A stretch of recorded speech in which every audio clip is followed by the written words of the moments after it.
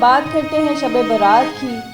جو شعبان میں 14 اور 15ویں شعبان کے درمیان آتی ہے، اور اس میں لوگ عبادت کرتے ہیں، اور عبادت کے لیے مساجد سجائی جاتی ہیں، گھروں کو پاک صاف کیا جاتا ہے، صاف ستھرا کیا جاتا ہے، لوگ چراغاں کرتے ہیں اپنے گھر کی چھتوں پہ اپنی خوشی کا اظہار کرنے کے لیے، اپنے ایک مذہبی تہوار کو بڑی خوبصورتی کے ساتھ مناتے ہیں۔ جگہ جگہ جو ہے میلاد کا اہتمام کیا جاتا ہے، لنگر کا اہتمام کیا جاتا ہے۔ اپنے اس ہمارا جو تہوار ہے اس کو جوش و خروش سے لوگ مناتے ہیں، دعائیں کرتے ہیں، مسجدوں میں جاتے ہیں، اور یہ شب برات جو ہے یہ رحمتوں اور برکتوں والی رات ہے۔ اس میں جو مانگا جائے قبول ہوتا ہے، رب ساری دعائیں قبول کرتا ہے، سب پہ مہربانیاں کرتا ہے، اور جنت کے دروازے کھلے ہوتے ہیں کہ آپ جو مانگیں ہمارا رب عطا کرے گا۔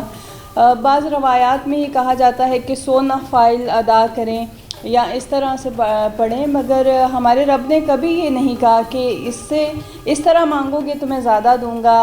100 نفل پڑھو گے تو میں تمہیں زیادہ عطا کروں گا۔ وہ تو عطا کرنے والا رحمان ہے، رحیم ہے، وہ تو صرف یہ کہتا ہے کہ مانگو اور میں تمہیں عطا کروں گا۔ اور شب برات بھی جو ہے اسی کڑی کے ساتھ ایک جڑی ہوئی رات ہے، جس میں لوگ باقاعدہ ایک اہتمام کرتے ہیں عبادت کا، اور مسجدوں میں جاتے ہیں، گھروں میں جاتے ہیں، اور اکٹھے ہو کے جو ہے دعائیں کرتے ہیں، رب کے حضور سجدے کرتے ہیں اور اپنے گناہوں کی معافیاں مانگتے ہیں۔ اس میں اگر بچوں کی بات کی جائے تو بچے اپنی خوشی کا اظہار اپنے طریقے سے کرتے ہیں، کیونکہ وہ بچے ہیں، وہ پٹاخے پھوڑتے ہیں، گلیوں میں شور و گل کرتے ہیں، تو اس سے تھوڑا سا فرق یہ پڑتا ہے کہ جو ہمارے بزرگ حضرات ہیں اور جو عبادت کرنے کے لیے گھروں میں موجود ہوتے ہیں، مساجد میں نہیں جا سکتے، تو ان کے عبادت میں تھوڑا سا ڈسٹربنس ہوتی ہے، تھوڑا سا خلل پڑتا ہے کہ وہ اس پٹاخوں میں اور شرلیوں کے شور میں جو ہے تھوڑے سے جو ہیں اپنی عبادت میں بھی محفوظ وہ نہیں رہ پاتے، مصروف نہیں رہ پاتے۔ تو ہمیں اپنے بچوں کو تھوڑا سا سمجھانا چاہیے کہ اس تہوار کو اس طریقے سے منائیں جس طریقے سے ہمارے رب نے ہمیں کہا کہ عبادت کریں، مسجدوں میں جائیں، رو کے دعا مانگیں۔ وہ رحیم ہے، وہ کریم ہے، وہ عطا کرتا ہے، ہر طرح سے عطا کرتا ہے، جیسے مرضی مانگے عطا کرتا ہے۔ ضروری نہیں کہ آپ لمبے لمبے وظیفے کریں اور پھر آپ کی دعا قبول ہوگی۔ شب برات کی طرف دوبارہ واپس آتے ہوئے کہ پوری رات جو ہے لوگ عبادت کرتے ہیں اور 15 شعبان کا روزہ رکھتے ہیں اپنے رب کی رضا کے لیے اور